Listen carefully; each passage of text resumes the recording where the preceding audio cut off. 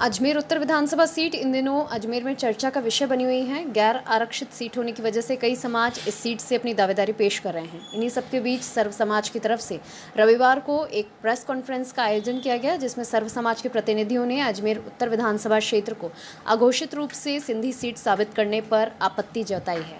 Press वार्ता के दौरान मीडिया से बातचीत करते हुए पंडित सुदामा शर्मा और एडवोकेट योगेंद्र ओझा ने कहा कि 20 साल से अजमेर उत्तर विधानसभा सीट को सिंधी सीट घोषित कर एक ही व्यक्ति को टिकट दिया जा रहा है। भारतीय जनता पार्टी यदि इस बार के विधानसभा चुनाव में भी अन्य समाजों की अनदेखी करती है तो इसका खामियाजा पार्टी को भुगतना पड़ सकता है, क्योंकि क्षेत्र में सिंधी समाज के अलावा भी अन्य समाजों का वोट बैंक ज्यादा है। वहीं अजमेर उत्तर विधानसभा क्षेत्र से विधायक रहे वासुदेव देवनानी के संबंध में बयान देते हुए एडवोकेट योगेंद्र ओझा ने कहा कि क्षेत्र में पिछले 20 सालों से जितना विकास किया जाना चाहिए था उतना विकास नहीं किया गया, अपितु व्यक्ति विशेष की महत्वाकांक्षाओं की पूर्ति कर अजमेर की स्थिति को दयनीय बना दिया गया है। स्मार्ट सिटी प्रोजेक्ट के तहत भी अजमेर का विकास नहीं हो सका, बल्कि अजमेर में इमारतों का जंगल खड़ा कर दिया गया है। कांग्रेस पार्टी ने 20 सालों में वैश्य और राजपूत समाज को मौका दिया, लेकिन बीजेपी सिर्फ एक व्यक्ति विशेष पर ही अटकी हुई है, जबकि विधायक वासुदेव देवनानी का विरोध खुद सिंधी समाज के लोगों द्वारा भी किया जा रहा है। उन्होंने कहा कि यदि परिवर्तन यात्रा के बावजूद भारतीय जनता पार्टी अजमेर उत्तर विधानसभा क्षेत्र में परिवर्तन के बारे में नहीं सोचती है तो सर्व समाज की कोर कमेटी द्वारा इस संबंध में विचार कर निर्णय लिया जाएगा। अजमेर उत्तर के अंदर जिस प्रकार से अघोषित आरक्षण राजनीतिक पार्टियों ने कर रखा है, जिस प्रकार एक ही समाज को राजनीतिक पार्टी टिकट देती आई है, हमारा दोनों राजनीतिक दलों से और सभी राजनीतिक दलों से अपील करते हुए ये है और मांग है कि अन्य समाज को भी मौका देना चाहिए। 70 साल के अंदर कभी भारतीय जनता पार्टी ने अन्य समाज को मौका नहीं दिया, जबकि कांग्रेस ने एक बार वैश्य को एक बार राजपूत को मौका दिया। उसी तर्ज पर भारतीय जनता पार्टी को ऐसो अन्य समाज को मौका देना चाहिए, और अगर ऐसा नहीं किया तो सर्व समाज मिलकर के जो तय करेगी कोर कमेटी, उसका खामियाजा राजनीतिक दलों को भुगतना पड़ेगा। उसी के संदर्भ में आज एक प्रेस वार्ता की गई। बस क्या पार्टी से आप लोग मिले क्या अभी तक? पार्टी से हमें मिलने की आवश्यकता नहीं है।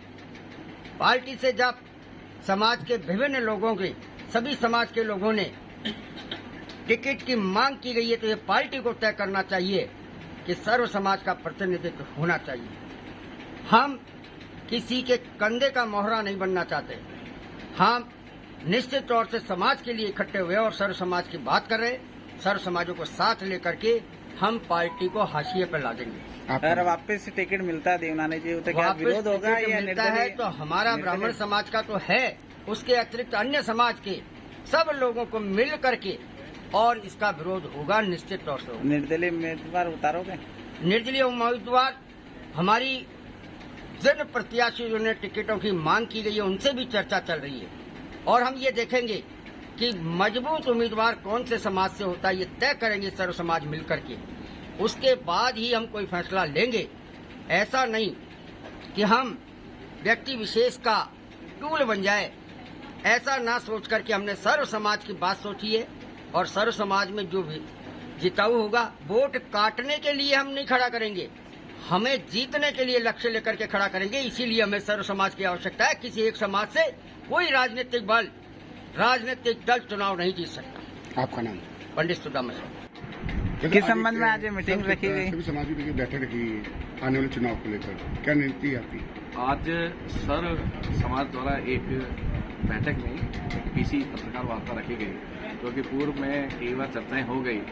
उसको लेकर कि अजमेर में आने वाले विधानसभा चुनाव को लेकर जो उत्तर और दक्षिण के अंदर जो चुनाव होने हैं, उसमें उत्तर को लेकर हमारी आज चर्चा थी कि उत्तर क्षेत्र के अंदर जिस प्रकार से अघोषित आरक्षण एक जाति और एक व्यक्ति विशेष से चल रहा है। जाति से हमारे को किसी से बेर नहीं है, जाति में किसी को भी देवे, एक व्यक्ति विशेष को पिछले 20 साल से टिकट दिया जा रहा है, उसको लेकर हमारी बात थी।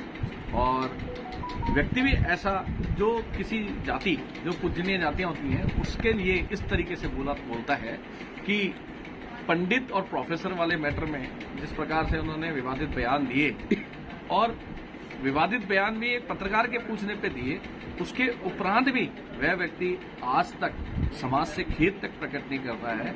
अगर कोई दूसरा समाज होता तो शायद आज उसके ऊपर वह किस प्रकार से रिएक्ट करता है वह आप भी समझ सकते हैं। तो सर्व समाज भी ब्राह्मण और अन्य जाति को लेकर जिस प्रकार से इनके वो रहते हैं उसको लेकर विरोध स्वरूप है। और सबसे बड़ी बात है किसी नए को मौका मिलना चाहिए।